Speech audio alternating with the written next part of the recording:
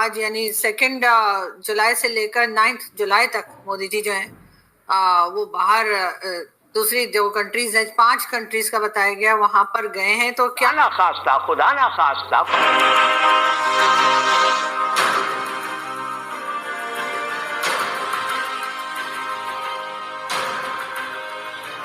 तोबा तोबा। महामा ने गले लगाकर पीएम मोदी की गर्मजोशी से अगवानी की और फिर पीएम मोदी को गार्ड ऑफ ऑनर दिया गया। 21 तोपों की सलामी भी दी गई। अफ्रीकी देशों के दौरे पर गए प्रधानमंत्री नरेंद्र मोदी को घाना में the officer of the order of the star of घाना से सम्मानित किया गया। अगर आप उनकी इज्जत करते हैं, केयर करते हैं, तो वो आपकी भी करेंगे। बेशक आप दूर हैं, बेशक आप पास हैं, ठीक है। लेकिन अगर आप उनके अगेंस्ट चलते हैं, फिर आप बेशक दूर हैं, बेशक नजदीक है, वो आपको नहीं छोड़ता।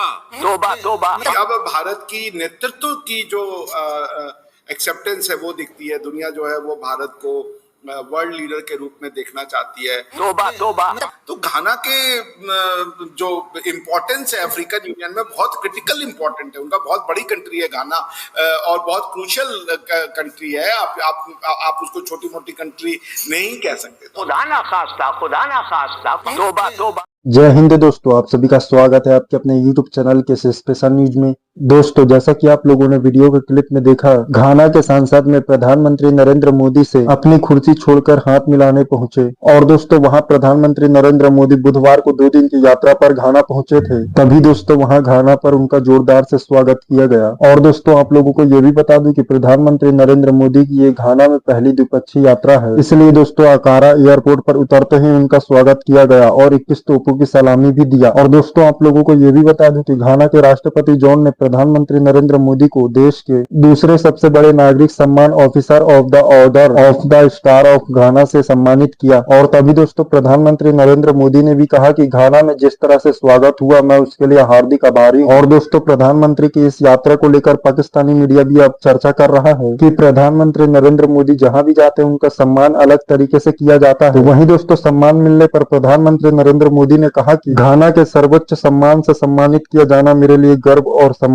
की बात है। और तभी दोस्तों प्रधानमंत्री नरेंद्र मोदी ने घाना की सरकार और वहां की जनता का दिल से आभार किया। ये देखकर दोस्तों पाकिस्तानी मीडिया चीखने लगा है। तो दोस्तों, आप लोग पाकिस्तानी मीडिया का रिएक्शन अंत तक जरूर देखिएगा। इसमें पाकिस्तानी मीडिया का रिएक्शन क्या है। और आप लोगों को वीडियो अच्छा लगे तो वीडियो को लाइक करे, शेयर करे और चैनल को सब्सक्राइब जरूर करे। बेल आइकन को भी ऑन कर लेना दोस्तों। मैं जब भी अपना वीडियो अपलोड करूं तो वीडियो का नोटिफिकेशन सबसे पहले आप तक पहुंच सके। तो चलिए दोस्तों, आप लोग पाकिस्तानी मीडिया का रिएक्शन अंत तक जरूर देखिएगा। तो दोस्तों, मैं आप लोगों को मिलता हूं एक नया वीडियो लेकर। जब तक के लिए जय हिंद, जय भारत।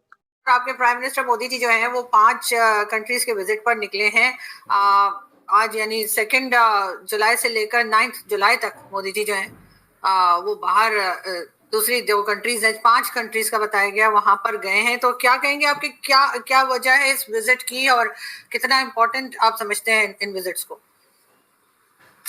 जी देखिए, वो जो 5 कंट्री है वो Ghana, Trinidad and Tobago, Argentina, Brazil and Namibia.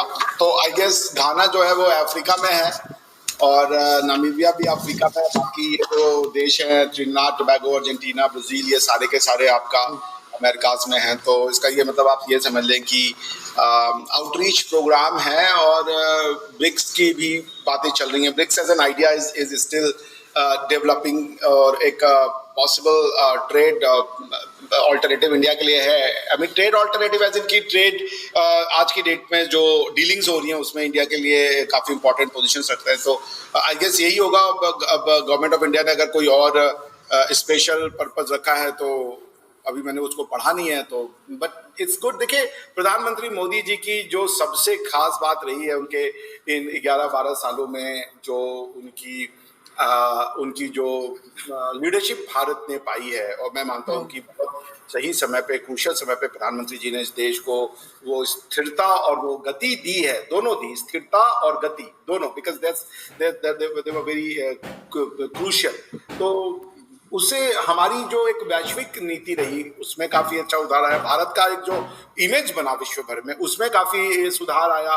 बल्कि अब भारत की नेतृत्व की जो एक्सेप्टेंस है वो दिखती है। दुनिया जो है वो भारत को वर्ल्ड लीडर के रूप में देखना चाहती है, और उसमें प्रधानमंत्री मोदी की जो व्यक्तिगत जो लीडरशिप है वो बहुत क्रूशियल रोल प्ले करती है। जो उनका एक फादर फिगर, फ्रेंडली उनका एटीट्यूड है, चूंकि मन में उनके कोई बेईमानी नहीं है, कोई वो ऐसी जिसे द्वेष नहीं रखते किसी के लिए, तो वो लोगों को बहुत सहज करता है।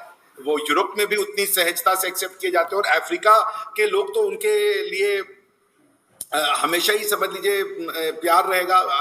हमने देखा भी है उसको। उसका कारण ये कि जो भारत की अध्यक्षता में G20 का वो करवाया गया था, उसमें one of the most important achievement प्रधानमंत्री जी का ये था कि उन्होंने अफ्रीकन यूनियन को पार्ट ऑफ G20 बनवाया था। And this is a huge achievement that shows कि G20 को सिर्फ एक रिच क्लब की तरह ना ट्रीट करके, बल्कि उसको जो है एक जिसे समझ लीजिए डाइवर्स एंड इंक्लूसिव बनाने का प्रधानमंत्री जी ने प्रयास किया था। तो आई एम प्रीटी श्योर कि वो जो इन 5 देशों के टूर पे जा रहे हैं उससे भी कुछ भारत के लिए और विश्व के लिए, सिर्फ भारतवर्ष का फायदा हो तो फिर मजा नहीं आएगा, विश्व का भी फायदा हो तो उसके सबके मानवों के लिए, सारे मानव जाति के लिए कुछ अच्छा होगा।